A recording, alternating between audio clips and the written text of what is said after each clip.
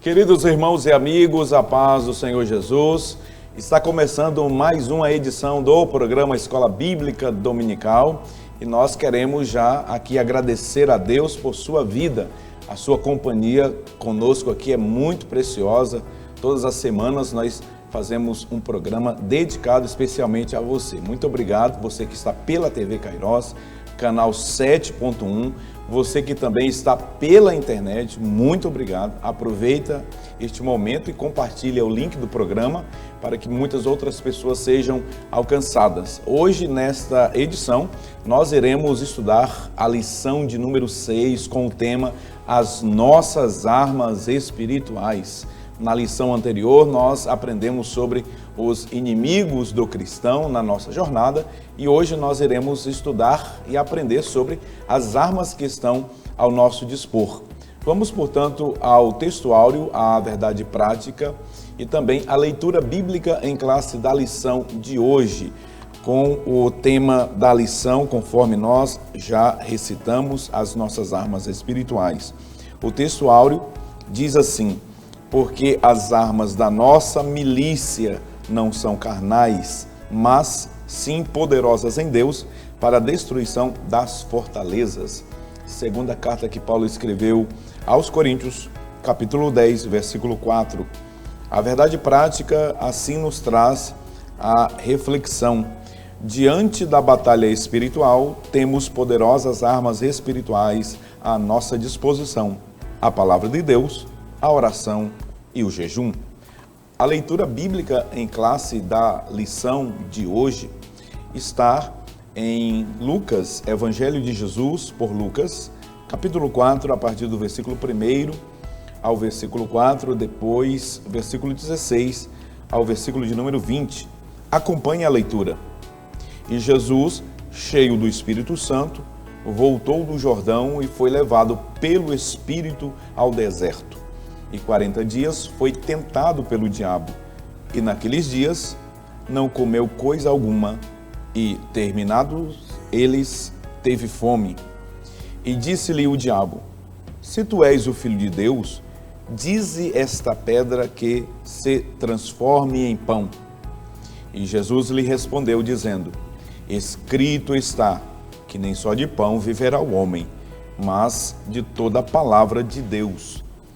E chegando a Nazaré, onde fora criado, entrou num dia de sábado, segundo o seu costume, na sinagoga e levantou-se para ler.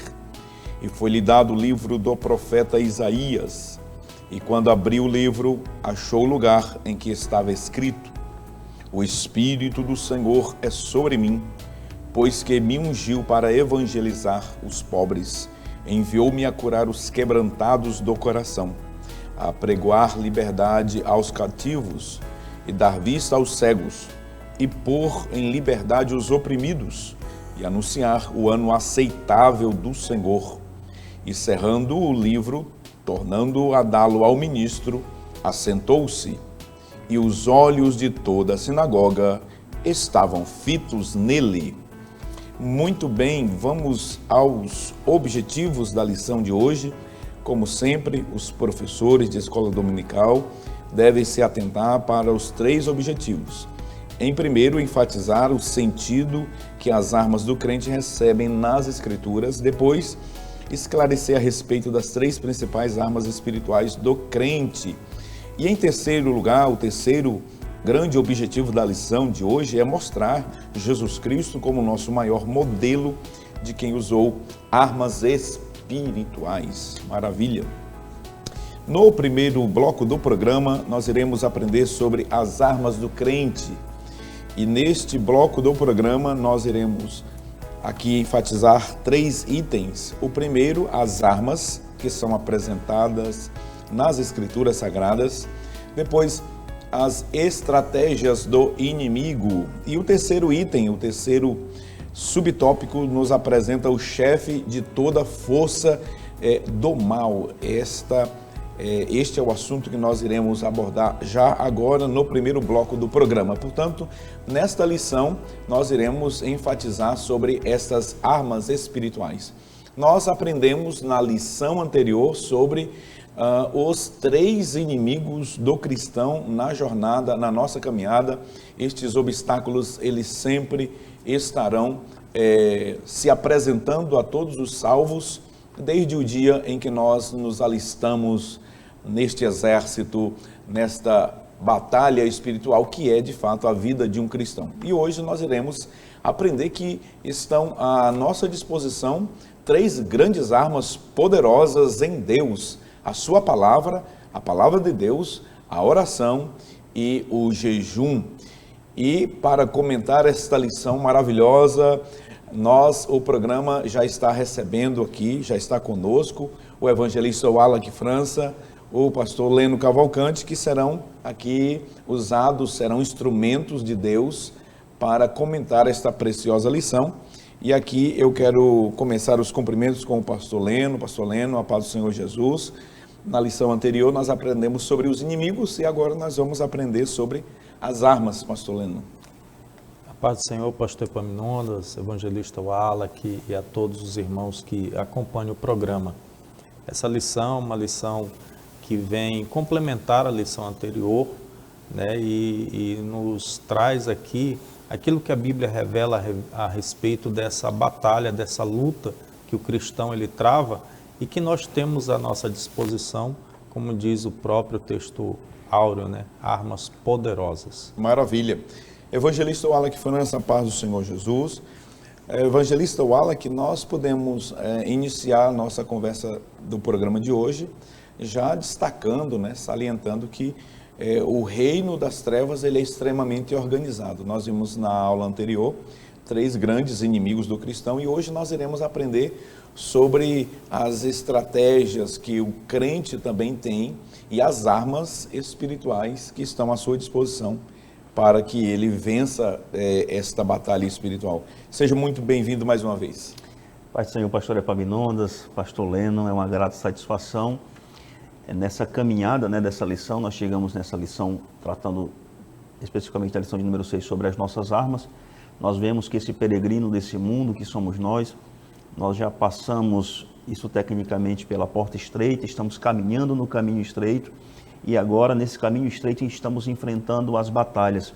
Estamos lutando contra a carne, contra o mundo e contra o nosso inimigo, o inimigo das nossas almas, o diabo, Satanás. E hoje nós trataremos das armas para nós nos degladiarmos nesse sentido, no bom sentido, né, de nos protegermos contra essas hostes do mal, contra essas potestades, esses principados que a palavra de Deus traz, de forma que eles são bem organizados. E certamente hoje nós lançaremos mão, de acordo com o texto bíblico, de algumas armas necessárias e imediatas para os cristãos utilizarem nessa longa caminhada. Muito bem. Vamos, pastor Leno, pastor evangelista Wallace França, iniciar então aqui as tratativas, os comentários deste primeiro tópico. Pastor Leno Cavalcante, as armas do crente. O terceiro subtópico da nossa lição vai trabalhar sobre Jesus, o nosso modelo. E nós vamos destacar a batalha que Jesus enfrentou ali no deserto durante os 40 dias que ele esteve ali de preparação. E, pastor Leno, nós podemos então iniciar dizendo que a vida do cristão, não é, evangelista Wallace, não é uma colônia de férias. Deus chama cada cristão para, pastor Leno, um campo de batalha. Não é isso mesmo, pastor Leno? É verdade, pastor Epaminondas.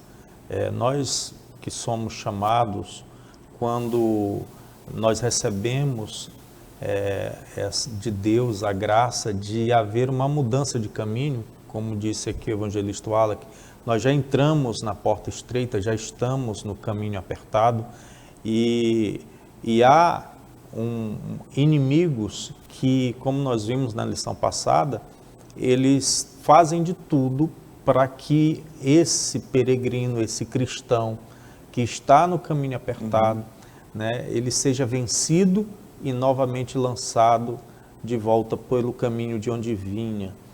Mas a lição de hoje, ela nos apresenta armas das quais nós podemos e devemos nos utilizar, nos municiar dessas armas, para que nós venhamos vencer esses conflitos que não é somente um dia, não é somente em um momento, mas todos os dias da nossa vida nós estamos travando essa batalha e, como já falamos no decorrer desse trimestre, o nosso descanso não vai ser aqui. Enquanto estivermos aqui, esse mundo vai ser um momento de luta e de intensa batalha espiritual, mas nos alegramos é que nós temos não só essas armas poderosas, mas temos também o nosso Deus que está conosco em todo momento. Muito bem. Evangelista Wallace França, nós temos que, quando exércitos eles vão para o combate, existe algo que eles chamam, né, nós também conhecemos de estratégias militares. Os exércitos, geralmente, eles buscam conhecer quais são as fragilidades uns dos outros, as estratégias que cada um vai utilizar e as armas. Fale sobre as estratégias do inimigo, que eu acho, pastor Leno, um dos tópicos mais importantes dessa lição. Perfeito, pastor Epaminondas. Nós estamos falando de armas, mas o sentido que nós estamos tratando aqui nessa bancada é num sentido metafórico. Não estamos dizendo que o crente vai pegar uma espada, um facão, né, uma pistola, um revólver e sair aí brigando, se degladiando com o mundo espiritual. Nós aprendemos, pastor Epaminondas, na lição passada, que nós estamos diante de uma grande batalha espiritual. E nós, os cristãos, nós fomos alistados para esse exército, como o senhor bem trouxe aqui. Tem uma passagem na epístola do pastor Tiago, do apóstolo Tiago, do irmão do Senhor Jesus, que a gente sempre enfatiza no nosso dia a dia, né? Sujeitai-vos, pois, a Deus, resistir ao diabo e ele fugirá de vós. Mas é interessante que nós devemos ter as armas corretas para os momentos corretos. O senhor tratou sobre batalha, guerrilhas que nós enfrentamos no mundo contemporâneo, no mundo físico.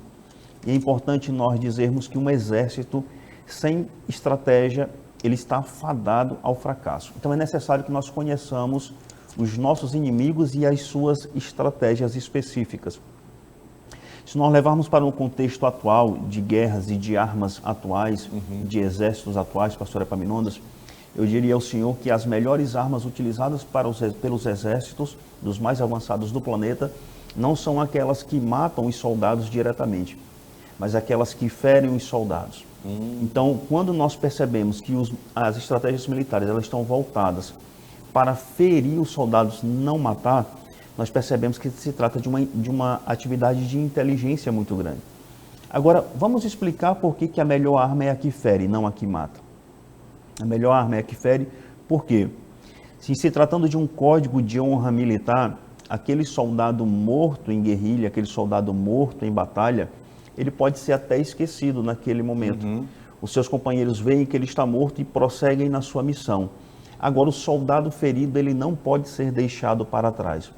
Por isso é que hoje nós temos estratégias voltadas a desenvolver armas voltadas especificamente, com calibres específicos, somente para ferir soldados. Foi feito um estudo que se diz que quando você fere um soldado, você automaticamente imobilizará mais 6, porque no mínimo 6 soldados deverão utilizar para carregar. Estou falando isso tudo sobre esse aspecto introdutório para dizer o quê? Nós hoje não temos a condição de matar o diabo, de matar ao mundo, de matar Satanás, mas nós somos capazes de fugir e de ferir. De ferir através de quê? Através das nossas armas espirituais, e é o que nós veremos hoje. É interessante nós entendermos que nós estamos tratando de um inimigo invisível, que utiliza estratégias visíveis para nos atingir.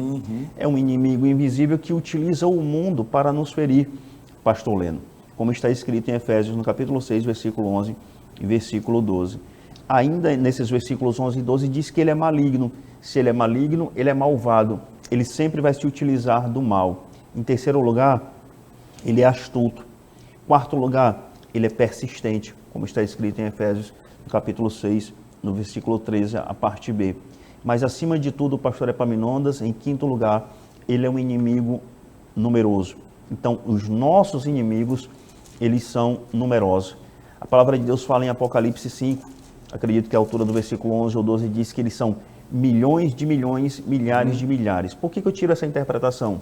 Porque nós dizemos que esses milhões de milhões, milhares de milhares de seres celestiais, eles estão servindo ao trono de Deus, mas Satanás levou uma terça parte com ele. Então nós estamos tratando de milhões de inimigos que é necessário que nós nos levantemos para a gente descobrir quais são as suas estratégias, porque as armas espirituais, hoje a lição já nos demonstra, tratando a priori da palavra de Deus, depois da oração e depois do jejum. Mas em suma, para resumir essa parte, é necessário, como toda e qualquer guerra, como em toda e qualquer batalha, se vence através de estratégias. E a minha estratégia, ela tem que ser pautada na palavra de Deus, voltando também a descobrir qual é a estratégia do inimigo. A estratégia do inimigo nós já sabemos.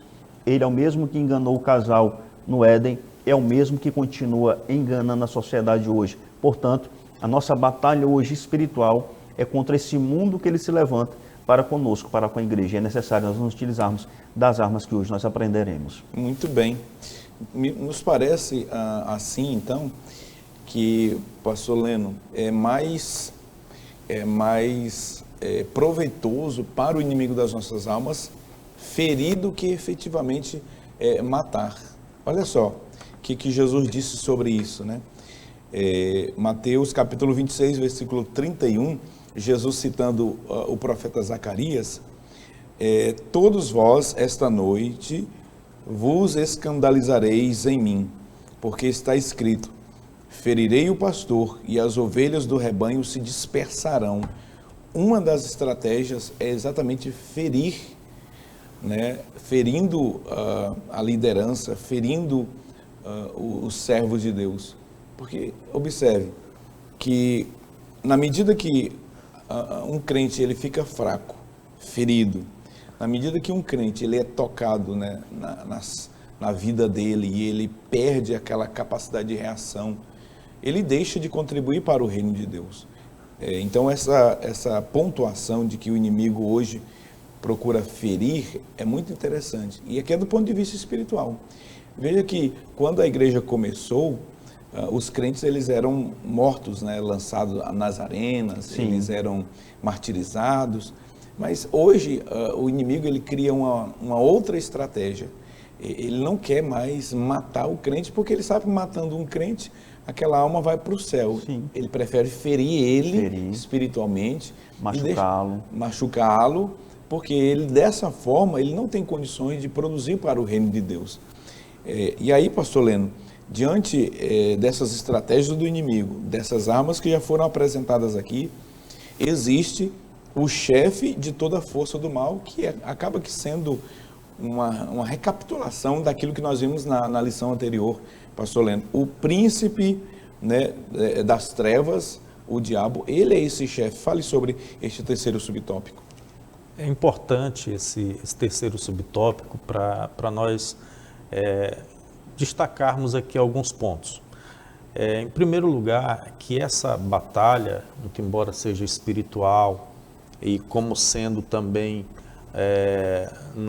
como bem deixou bem claro aqui o evangelista Wala, que não é uma batalha física, corporal, mas é espiritual. No entanto, é uma batalha real. Uhum.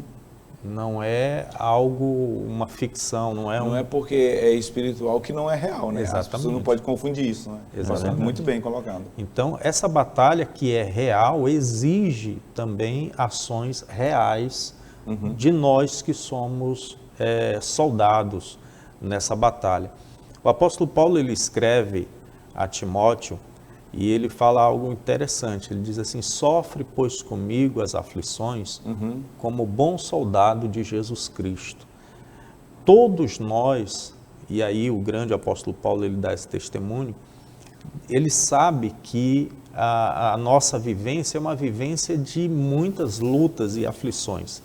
E nós enfrentamos um exército que é um exército organizado, que tem o seu cabeça, que é o próprio Satanás. E dentre umas coisas também que precisamos destacar é que Satanás, ele não é onipresente. Então, ele não está atacando diretamente ele próprio a vida de cada um dos crentes, né?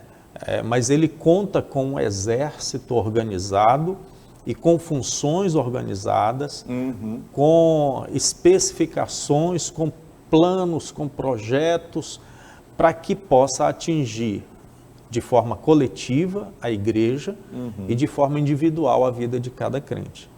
A briga, e é outro ponto também que eu queria destacar, esse embate não é entre Satanás e Deus, né? É entre o próprio Satanás e a igreja, né? Então, a ideia que se tem de uma briga universal entre Deus e o diabo não existe, mas a briga de Satanás é contra a igreja.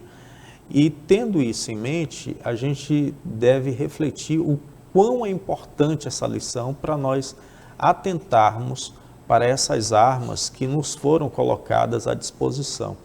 Aqui no livro de apoio, né, o autor, pastor Zé Gomes, na página 76 e 77, ele destaca aqui, falando das estratégias, né, do inimigo, ele destaca aqui algumas ações desse exército, né, algumas formas de agir contra o exército do Senhor, contra a igreja do Senhor.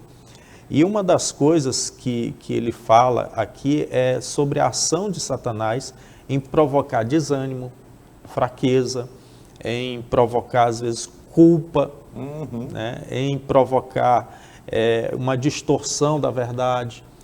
Então, são diversas formas que ele se utiliza, e ele se utiliza bem porque diz a palavra que ele é astuto, né? Então ele sabe o que está fazendo. Então, quando o cristão ele passa por esses momentos, né, de desânimo, de fraqueza espiritual, nós devemos entender que faz parte dessa batalha. Então, por isso é que nós devemos conhecer, como já foi tratado na lição passada, os inimigos que enfrentamos e ter consciência de que as armas que nos estão à disposição são armas poderosas para vencer todas essas fortalezas. Se a Bíblia ela apresenta e fala muito bem a respeito do nosso adversário e do exército que está à disposição dele, que é um inimigo forte, é um inimigo inteligente, no entanto, como diz a própria palavra, aquele que está em nós é maior do que que está no mundo. Muito bem. Nós podemos, portanto, resumir este primeiro tópico da lição dizendo que as armas do crente devem ser usadas contra as estratégias do inimigo, o chefe de toda força do mal. No segundo bloco do programa, nós iremos estudar sobre as 3 armas do crente, as 3 armas do cristão. E eu quero convidar você a permanecer conosco. Nós iremos falar sobre isso depois do intervalo. Voltaremos daqui a pouquinho. Até já.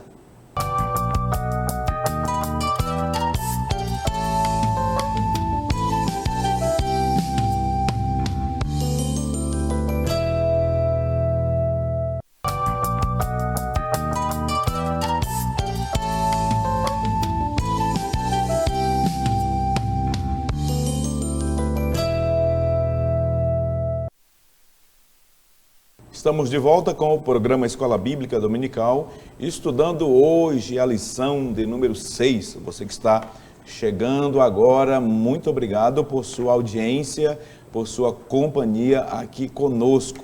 Nós vamos para o segundo tópico da lição, onde nós iremos aprender sobre as 3 armas espirituais do cristão.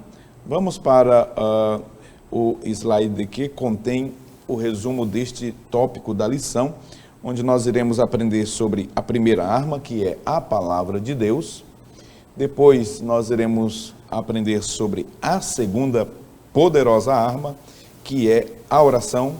E por fim, a terceira arma do crente, do cristão, o jejum. Que maravilha, que bênção. Muito bem, eu quero começar aqui com o evangelista Wallach. O evangelista Wallach França, conforme muito bem foi colocado no bloco anterior, as nossas armas, elas são espirituais, né? O evangelista Wallach muito bem, pastor Leno aqui, enfatizou que essas armas, elas não são armas materiais. E o texto áureo da nossa lição, o apóstolo Paulo, né, dizendo isso, ratifica. Porque as armas da nossa milícia não são carnais, mas sim poderosas em Deus para a destruição das fortalezas. E aí, evangelista Wallach, a primeira arma do cristão, que é apresentada aqui pelo pastor Osiel Gomes, é aquela que é mais penetrante do que uma espada afiada de 2 gumes, né? Conforme disse o escritor aos Hebreus, capítulo 4, versículo de número 12. A palavra de Deus fala sobre essa arma. É perfeito, pastor Epaminondas. Nós estamos aqui tratando sobre essa batalha espiritual e é necessário que nós estejamos preparados. Um soldado, ele não vai para a guerra, ele não vai para uma batalha sem estar preparado. Eu não posso ser um ministrante da palavra de Deus sem eu estar preparado, sem eu ter meditado na palavra de Deus antes de ministrá-la. E o apóstolo Paulo, quando ele escreve aos Efésios, ele é muito claro em afirmar que a espada do Espírito é a palavra de Deus. Aqui não tem discussão linguística, aqui não tem discussão acerca do termo grego, acerca do termo hebraico. Nós temos a plena certeza, a plena convicção que o apóstolo Paulo está tratando de uma arma, que é a espada do Espírito, que é a própria palavra de Deus. E aí a gente fica analisando qual era a circunstância, qual era o momento que o apóstolo Paulo vivia, quais os tipos de arma que o apóstolo Paulo convivia, qual o tipo de arma que ele poderia ter manuseado para fazer essa grande equiparação. Bem certo é que na época do apóstolo Paulo, nós tínhamos 2 principais espadas, uma adaga, geralmente utilizada por pescadores, uma faca mais simples, de apenas um gume, mas nós tínhamos também a machaira, uma baioneta de aproximadamente 60 centímetros, que cortava dos 2 lados. Certamente o apóstolo Paulo, quando ele trata sobre essa espada, ele estava equiparando a machaira, mas nós perguntamos, mas por quê? Porque ela corta dos 2 lados. Por que ela corta dos 2 lados? Aí a gente já está falando de um paralelismo profético. Nós já estamos falando já de um aspecto mesmo, bem de uma aplicação prática e espiritual de um mundo que é espiritual, mas é real. Ela corta dos 2 lados, para a vida e para a morte. A depender do momento, ela vai servir para te defender, mas a depender do momento, ela também serve para atacar. Ela serve para atacar o nosso irmão? Não, o inimigo das nossas almas. É com ela que nós devemos nos confrontar. O apóstolo Paulo, quando ele escreve a Timóteo, no capítulo 3 da sua segunda carta, do versículo 16 e 17, ele diz assim: toda a escritura é inspirada por Deus, é útil para o ensino, para a repreensão, para a correção, para a educação na justiça, a fim de que o homem de Deus seja perfeito e perfeitamente habilitado para toda a obra. Essa palavra de Deus, ela vai servir para nós nos doutrinarmos. É isso que diz o apóstolo Paulo quando ele escreve a Timóteo, ele diz, olha, essa palavra, ela é doutrina. Mas além de doutrina, ela é repreensão. Mas além de repreensão, ela também é correção. Agora, se eu tenho um soldado doutrinado, que ele foi reprimido ou repreendido por um erro, e que ele também é correto em suas ações e sabe manusear bem aquela espada, e essa correção, essa aptidão aqui que nós estamos tratando, é da habilidade para o manuseio da palavra de Deus, certamente ele não vai para aquela batalha desarmado ou despreparado. Pastor Epaminondas, eu posso estar de posse da palavra de Deus, eu posso estar de posse dessa espada, mas não saber manuseá-la. E a espada é necessário que nós saibamos manuseá-la no momento certo, na hora certa e para aquilo que o momento requer. O soldado, ele sabe que se ele estiver em pé, ele tem que utilizar a arma de um jeito. Se ele estiver deitado, caído, ele sabe que ele deve utilizar a arma de um outro jeito. Ele sabe que se ele estiver deitado, se ele estiver abatido no solo, ele vai utilizar a sua espada como defesa, mas na primeira oportunidade ele tem a capacidade de atacar. E é necessário que nós tenhamos essa compreensão. Uma grande vantagem que nós temos é que essa Bíblia Sagrada, no nosso dia a dia, ela é um treinamento útil para a nossa vida com justiça. E o que é a espada, a não ser, pastor Leno, um grande sinônimo da própria justiça? Hoje, se nós utilizarmos em todos os países que nós conhecemos, que eles adotam tribunais como instituições ou institutos de conciliamentos da humanidade, nós veremos lá qual é o símbolo da justiça. Uma espada, justificando o quê? Que aquela espada ela está apta ali a redarguir, a corrigir e a repreender com muita justiça. Então, a palavra de Deus, além de ser um sinônimo do testemunho da nossa fé, do que nós cremos, mas também ela é a nossa principal arma para a nossa batalha espiritual. Muito bem. O apóstolo Paulo, pastor Leno, falando sobre a importância do obreiro conhecer a Bíblia, conhecer a palavra de Deus, né? O evangelista fala que ele diz: procura apresentar-te a Deus aprovado como obreiro que não tem de que se envergonhar, que maneja bem a palavra da verdade, né? E se manejar bem a palavra da verdade, pastor Leno, requer de alguém que vá manejar ali um treinamento, né? Que ele maneje bem. E esse manejar bem aqui nos remete à leitura, não é, Wallace? À pesquisa, a estudar a palavra de Deus. Não é, pastor Leno? Verdade, pastor Epaminondas. Para se utilizar desta arma, né, e é uma das estratégias que o nosso adversário ele procura, desestimular, né, o exercício de meditação na palavra, de leitura da palavra, de pesquisa na palavra, exige-se de cada cristão, especialmente de quem está no fronte de batalha, né, pegando essa analogia aqui, né? Daqueles que estão no fronte de batalha, exige-se muito mais um manuseio dessa arma, mas também daqueles que estão, né, na retaguarda,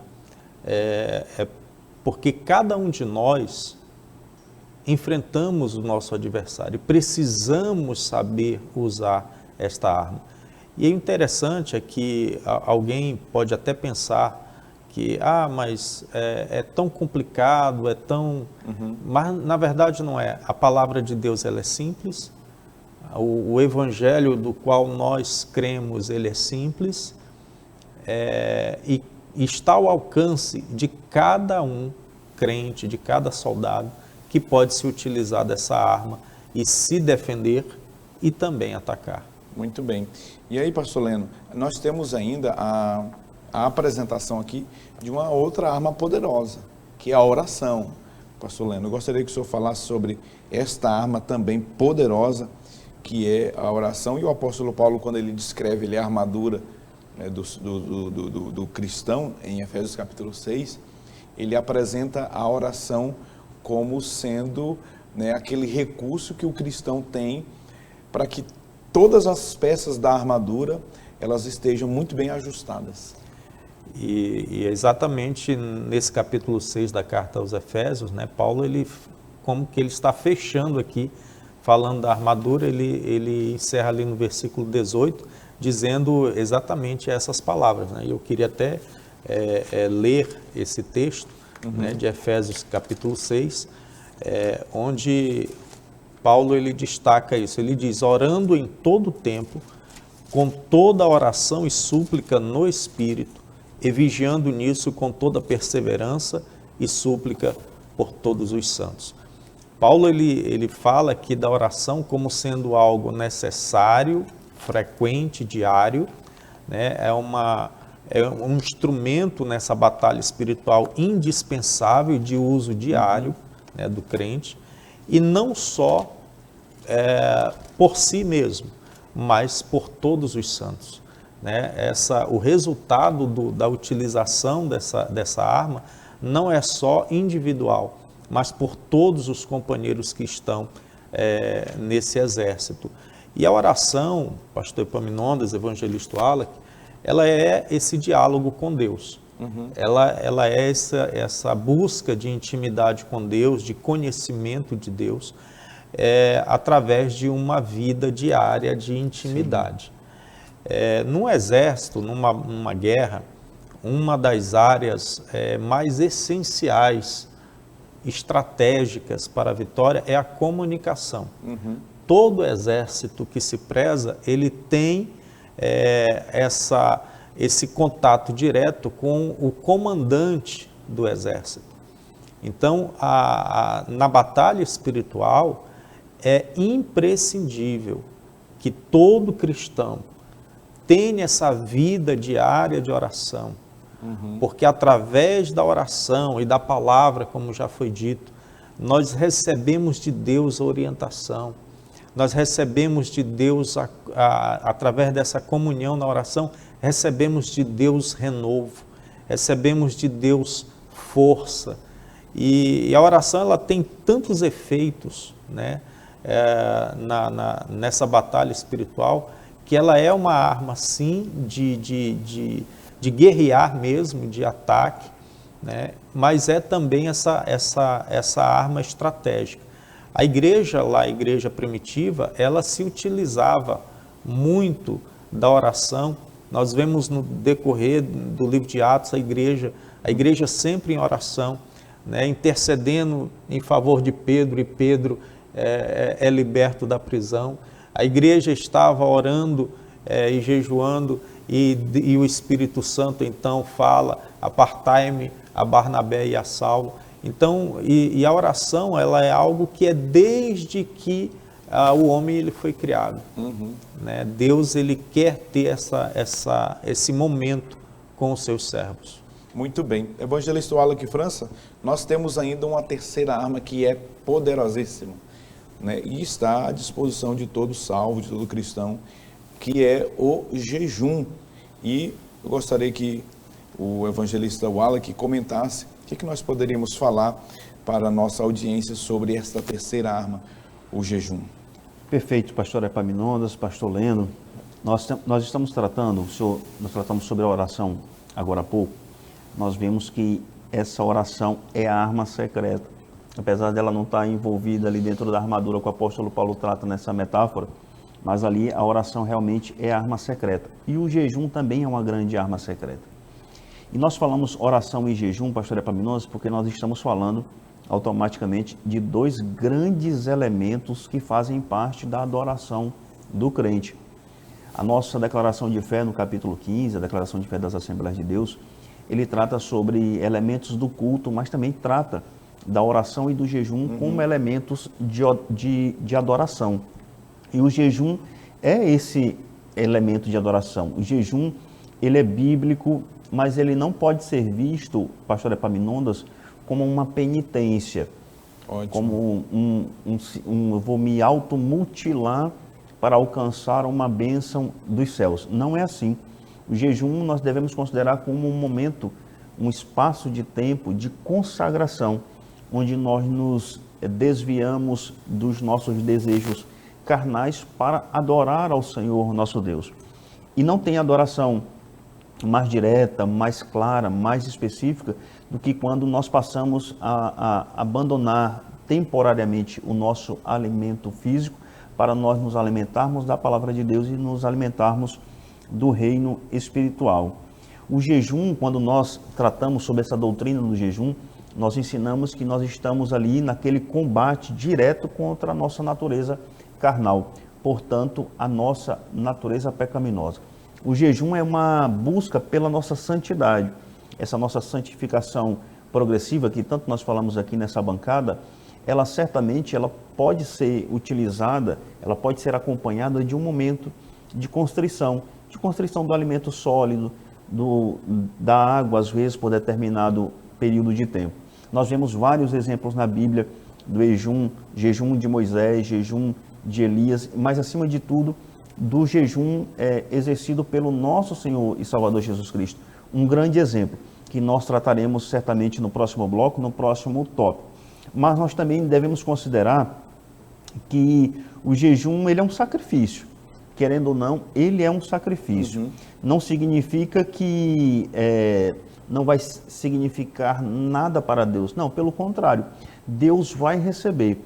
Quando eu consagro esse momento, certamente o nosso Pai que está nos céus, isso é a palavra do Senhor Jesus, que Ele nos recompensaria. Mas não só pela prática do jejum sem propósito. Eu vou me abster de um alimento e pronto, eu vou alcançar todas as bênçãos dos céus. Não é isso que o jejum bíblico nos ensina, Não é isso que a nossa declaração de fé também nos ensina. Portanto, é necessário que a gente tenha consciência do que é essa prática do jejum. Jesus, ele nos orienta, ele diz assim: em verdade vos digo que já receberam o seu galardão.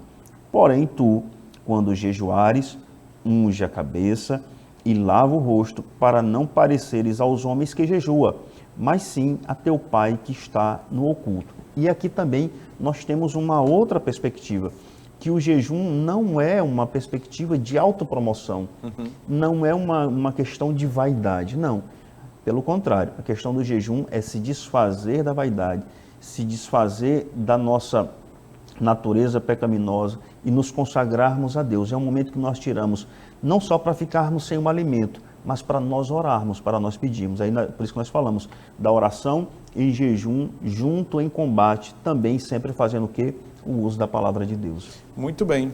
Nós, portanto, aprendemos neste tópico da lição e, como resumo, nós podemos dizer que as 3 armas espirituais que estão à disposição do cristão são a palavra de Deus, a oração e o jejum. Nós iremos ainda falar sobre Jesus como nosso modelo. Jesus é o modelo do cristão e é o nosso maior modelo neste grande campo de batalha. Mas sobre isso nós iremos tratar no próximo bloco, portanto eu peço que você permaneça conosco, voltaremos daqui a pouquinho.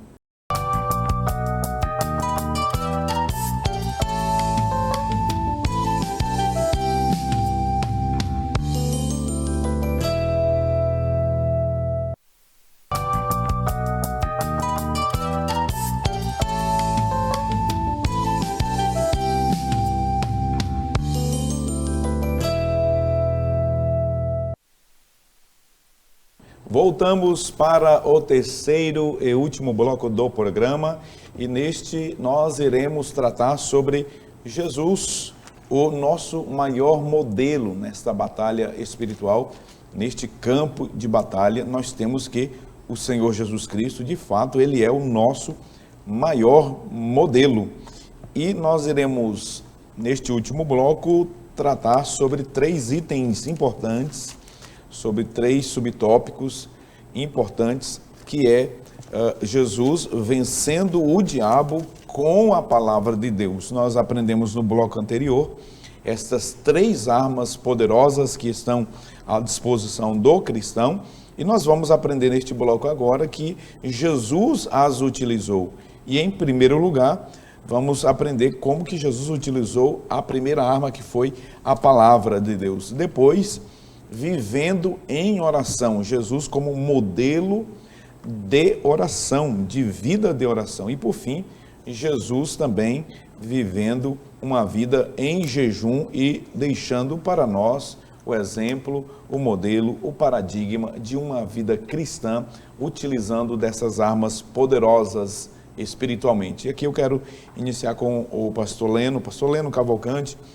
Nós aprendemos no bloco anterior as 3 armas espirituais que estão à disposição do crente, né, que é a palavra de Deus, a Bíblia Sagrada, a oração e também o jejum. E temos em Cristo, né, o nosso maior modelo de alguém que usou com maestria, com perfeição, que manejou bem estas armas, a palavra de Deus, a oração e o jejum. E a leitura bíblica em classe, pastor Leno Cavalcante, ela inicia com Lucas 4:1, onde o evangelista Lucas nos diz que e Jesus, cheio do Espírito Santo, voltou do Jordão e foi levado pelo Espírito ao deserto. Que aqui nós temos nesse versículo primeiro, a primeira coisa que eu gostaria de destacar é que Jesus estava cheio do Espírito Santo quando ele foi tentado. É um equívoco, né? Algumas pessoas, não, eu busco ser cheio do Espírito Santo para me livrar das tentações e dos problemas. Aí é um equívoco, né? Porque Jesus estava cheio do Espírito quando ele foi tentado. E em segundo lugar, ele foi levado para o deserto pelo Espírito. Foi o Espírito que conduziu Jesus para o deserto, para ele ser tentado. E em terceiro lugar, os dias da tentação. Quantos dias Jesus foi tentado? Equivocadamente também algumas pessoas pensam, não, a tentação por Satanás foi no último dia. Mas o texto está dizendo que 40 dias foi tentado pelo diabo. Os 40 dias foram 40 dias intensos de tentação. Desde o dia que você aceitou a Jesus como seu Senhor e como seu Salvador, você foi alistado neste exército de Deus e, portanto, todos nós estamos em um campo de batalha. E as batalhas, não é, pastor Leno, elas são diárias. E nesta batalha aqui, como exemplo do Senhor Jesus, pastor Leno, ele usou a palavra de Deus para vencer o diabo, pastor Leno. É verdade. E é importante dizer também que o texto, no capítulo 4 do Evangelho de Lucas, afirma, como o senhor já citou, que Jesus estava cheio do Espírito Santo, foi levado pelo Espírito ao deserto, e naqueles dias não comeu coisa alguma e, terminados ele, teve fome. Então, Jesus aqui, ele foi tentado como homem e ele venceu como homem na sua humanidade. Jesus, ele vence essa tentação, nos deixando o exemplo de que é possível. E aqui, quando nós vemos o Espírito levando Jesus ao deserto, é interessante dizer que Deus, ele não, como disse o apóstolo Paulo, não nos deixará ser tentado além da nossa capacidade de vencer. Todos nós que passamos e enfrentamos o adversário nessas tentações, nós temos de Deus a capacidade para sairmos vitoriosos. E o exemplo de Jesus aqui, como o senhor já falou, pastor Epaminondas, é a vitória através da palavra. Assim como o diabo, ele tentou Jesus e se utilizou para isso, distorcendo o texto bíblico, aplicando de forma errada, e isso acontece muito na vida do cristão. Porém, Jesus, ele também, utilizando as Escrituras, Jesus, ele consegue vencer o diabo. O texto interessante aqui, o primeiro subtópico, o autor, ele até destaca que nesse primeiro momento em que Jesus, ele já está com fome, diz aqui o texto, né, que o diabo, ele diz: se tu és o Filho de Deus, dize a esta pedra que se transforme em pão. E Jesus lhe respondeu dizendo: escrito está que nem só de pão viverá o homem, mas de toda a palavra de Deus. Então, Jesus, ele destaca logo de início essa importância da Sagrada Escritura. E para isso, ele cita lá o Antigo Testamento, ele cita a Escritura, Deuteronômio capítulo 8, versículo 3. Na segunda tentação, em que ele também, né, se utiliza também da palavra de Deus. O diabo, ele diz, ele levando, né, a Jesus no alto monte, mostrou no momento do tempo todos os reinos do mundo. E ele promete dar a Jesus. E aí o diabo, ele já distorce também, porque nada foi dado a ele, ele não era dono de nada, né? Então, o Senhor é quem é aquele que é digno de ser adorado, e a ele pertence todas as coisas. E por último, né, o diabo, ele cita também a palavra de Deus, porém também distorcendo, e ele leva o Senhor para o alto, o pináculo do templo, né? Se tu és o Filho de Deus, lança-te daqui abaixo, né? Porque ele diz assim, está escrito, mandará aos seus anjos acerca de ti que te guardem, fazendo alusão ao Salmo 91, né? Porém, Jesus, ele responde categoricamente, né? Não tentarás o Senhor teu Deus.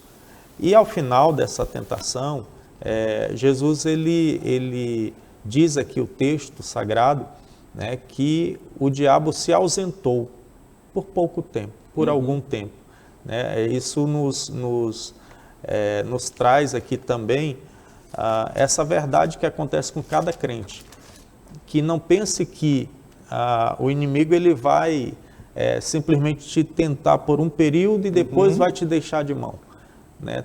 Todo o tempo nós passaremos tentações, mas em todas essas coisas somos vencedores em Cristo Jesus. Me lembrei de Neemias. Neemias, quando ele estava naquela obra maravilhosa de reconstrução do templo, ele recebeu as propostas, né, dos inimigos que estavam lá no vale 4 vezes, insistindo com ele. É exatamente isso.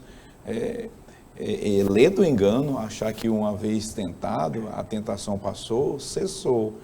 Muito pelo contrário, né? Por um pouco tempo ele deixou, mas depois ele volta com outras estratagemas, não é, Wallach? Com outras investidas para fazer com que o salvo cristão caia em suas tentações. E tem um detalhe aqui também que eu gostaria de destacar com vocês, é o fator deserto.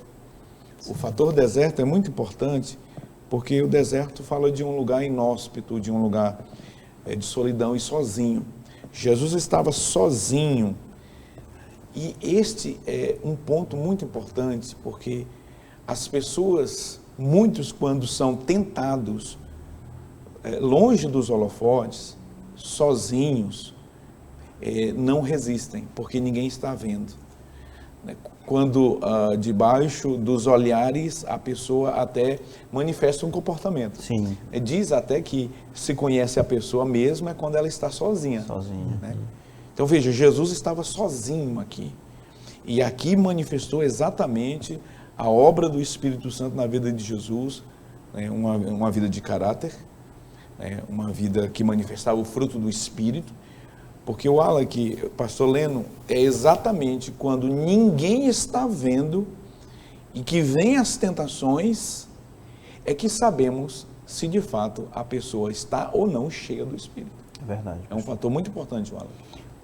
O senhor falou uma coisa muito interessante acerca de Jesus estar sozinho. Bem verdade é que ninguém quer estar no deserto e nem no vale. Todo mundo quer estar na montanha ou num lugar muito plano. E o Salmo 23 fala muito sobre isso, sobre o vale. E Jesus, ele costumeiramente, pastor Epaminondas, quando ele estava sozinho, ao contrário do que muitos fazem, quando Jesus estava sozinho, ele orava. É o que está escrito em Marcos, no capítulo 1, no versículo 35, diz assim: e levantando-se de manhã, muito cedo, fazendo ainda escuro, saiu e foi para um lugar deserto e ali orava. Antes de Jesus ser tentado no deserto, pastor Epaminondas trouxe bem aqui, Jesus fora batizado. Jesus estava acompanhado do Espírito Santo. Jesus estava acompanhado do Paráclito, essa palavra polissêmica que significa ajudador, consolador, como bem nós conhecemos, principalmente os pentecostais. Mas é interessante nós observarmos que Lucas, no capítulo 3, versículo 21, diz que antes de ser batizado, Jesus orava. Diz assim: e aconteceu que, como todo o povo se batizava, sendo batizado também Jesus, orando ele, o céu se abriu. E eu posso trazer, pastor Epaminondas, vários e vários exemplos de Jesus sozinho orando. E nós nos perguntamos, o que nós fazemos quando nós estamos sozinhos? O que nós fazemos quando nós estamos sozinhos, nos olhando no espelho? Quem nós somos sozinhos, nos olhando nos espelhos da vida? Então, Jesus, ele orou no deserto. A palavra de Deus diz que ele, porém, retirava-se para os desertos e ali orava. Olha só que análise maravilhosa que nós chegamos. O pastor Epaminondas tratando aqui da pessoa de Jesus, sempre quando estava sozinho, demonstrando o quê? O seu maior ar de santidade, a sua maior personificação da própria santidade. Lucas 6,12 diz que Jesus orou a noite inteira antes de escolher os 12. Jesus não tomava nenhuma posição, nenhuma decisão sem antes se consultar com o Pai. Ora, Jesus sendo 100% Deus, mas consultava sempre a Deus. Todas as vezes que nós olhamos nas passagens bíblicas, quando Jesus está prestes a manifestar a cura a um enfermo, Jesus orava. Quando da ressurreição de Lázaro, Jesus orava. Então, nós temos aqui, pastor Epaminondas, isso já dentro do subtópico 2, do terceiro tópico, tratando dessa pessoa de Jesus 100% homem, 100% Deus, mas com uma dedicação exclusiva a voltar-se a servir a humanidade, mas também o tempo todo se santificando e tomando posições, tomando ações, mas antes de tudo, colocando a oração em primeiro lugar. Muito bem. Pastor Leno, nós já aprendemos até o momento, portanto, neste terceiro tópico, que Jesus manejava bem a palavra de Deus, ou seja, ele conhecia a Bíblia, né? Ele lia a Bíblia. Desde pequeno, como um judeu que era, ele foi orientado por seu pai e por sua mãe acerca das Escrituras. Portanto, Jesus conhecia as Escrituras, ele lia as Escrituras, ele estudava a palavra de Deus. Alguém diz que Jesus usava a palavra de Deus, conhecia a Bíblia por conta da sua natureza divina. Não, é um equívoco. Jesus, conforme disse Paulo aos Filipenses, no capítulo 2, versículo 5 a seguir, sendo Deus, não usurpou o ser igual a Deus, antes esvaziou-se a si mesmo, assumindo forma de servo, sendo obediente até a morte e morte de cruz, pelo que também Deus o exaltou e lhe deu um nome que está acima de todo nome. Veja que Jesus, ele não usou das prerrogativas, né, dos privilégios da divindade, para que a sua natureza humana fosse sucumbida, suprimida, em detrimento dos demais homens. Jesus, ele era 100% homem, 100% Deus. No entanto, por um período de tempo, a sua divindade, ela não foi utilizada. Jesus não usou da sua divindade, conforme disse Paulo. Jesus conhecia a Bíblia, né? Ele conhecia o Antigo Testamento, que era a Bíblia que estava em época, é porque ele lia. É porque ele estudava a palavra de Deus, né? Jesus, e aprendemos agora pelo evangelista Wallach também, que ele orava. Jesus precisava orar, ele não tinha pecado, nós não oramos por causa dos nossos pecados. Jesus orava porque ele queria ter relacionamento com o Pai. Jesus orava porque ele gostava de ter intimidade com o Pai. Veja que muito mais do que as nossas necessidades, né, existe algo que fala muito mais forte na oração, que é o fato da presença de Deus, da intimidade, do relacionamento. Relacionamento fala muito mais do que intimidade. E aí, pastor Leno, nós temos que Jesus também vivia uma vida de jejum. A mesma pergunta, precisava Jesus jejuar? Veja que Jesus era dependente do Pai. Ele estava ali na condição de servo, ele estava na condição de filho. E o evangelista Lucas, pastor Leno Cavalcante, ele não poderia ser o evangelista melhor usado aqui pelo pastor Zé Gomes, que é o evangelho do Filho do Homem, pastor Leno, para demonstrar exatamente esse aspecto da humanidade de Jesus, não é, pastor Leno? Verdade, pastor Epaminondas, e assim, é maravilhoso esse exemplo de Jesus, né, para nós, porque Jesus, ele não é que ele deixou de ser Deus, ele continuava sendo Deus, mas ele, como o senhor disse, ele não se utilizou para cumprir aquilo que ele deveria cumprir aqui no seu ministério terreno. No entanto, Jesus, ele deu assim, exemplos em todas as áreas para a nossa vida. E no jejum é interessante, porque Jesus, o seu corpo, ele cansava. Jesus, ele tinha sede. Jesus também, ele tinha fome. Jesus também comia, né? Assim como cada um de nós. Era uma necessidade física, né, do ser humano, Jesus, né? Porém, ele nos ensina a importância, mesmo sendo cheio, porque às vezes a gente pensa, não, eu estou cheio do Espírito Santo, eu estou aqui profetizando, eu estou aqui falando em línguas, e aí eu não preciso de outras coisas. Às vezes o pentecostal, ele se acha tão forte, tão cheio da graça, que começa a abrir mão de certas coisas. E cai no pecado da autossuficiência. Né? Exatamente. Da autossuficiência, que o apóstolo Pedro passou por esse processo, né, de se achar até autossuficiente. Mas eu gostaria de fazer um comentário, pastor Epaminondas, em cima do que o pastor Leno falou, acerca do cansaço de Jesus. Essa semana nós conversávamos com os nossos alunos do IETAD, um abraço a eles todos. Nós dizíamos assim, vocês já pensaram, Jesus vai lá, ressuscita Lázaro, aí volta para casa com fome, volta para casa cansado.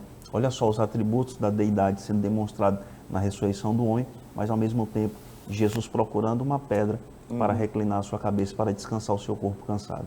Muito bem. É isso aí. Pastor Leno, quanto ao jejum, Pastor Leno, nós temos algumas orientações que precisam ser repassadas, não é, Pastor Leno?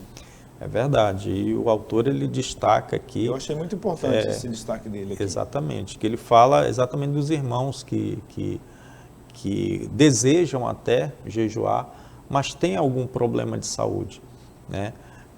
E que muitas vezes impedem de passar um período mais longo se abstendo de alimento e às vezes até de líquido, de água. Então, é importante a necessidade de quem se propõe a jejuar, de receber a orientação necessária dentro das suas possibilidades. Existem pessoas que têm condições de passar, às vezes passam o dia inteiro e sem se alimentar, sem às vezes até tomar água, e lá no final do dia se alimentam, né, tomam água e ficam bem. Mas tem pessoas que às vezes, às 10 horas da manhã, a sua saúde já fica comprometida se não tomar um gole de água, se não se alimentar. Então, é importante dizer que cada pessoa que se propõe a exercitar o jejum, faça isso com sabedoria e com orientação. Especialmente alguns irmãos que, por exemplo, pela manhã logo cedo precisam tomar uma medicação, né? E às vezes querem jejuar. Diabético, né? Pressão, remédio de pressão. E eu estava até orientando esses dias a igreja, né? Alguns irmãos, no sentido de que medicamento não é alimento. Medicamento não quebra o jejum. Perfeito. Então, não deixe de tomar o seu medicamento porque você se propõe a jejuar. Agora, aquele que toma medicamento também não estenda por muito tempo o seu jejum, porque tem a saúde debilitada. Sabendo que Deus ele conhece nossas limitações. Como foi dito aqui já, o jejum também se torna um sacrifício, né? E que esse período de sacrifício, para cada um de nós é diferente. Nós conhecemos as nossas limitações e Deus conhece. E Deus recebe. E o jejum é algo particular, como já foi falado. Não é algo para a gente publicar nas redes sociais, não é algo para a gente anunciar, porém é algo entre nós e o nosso Deus.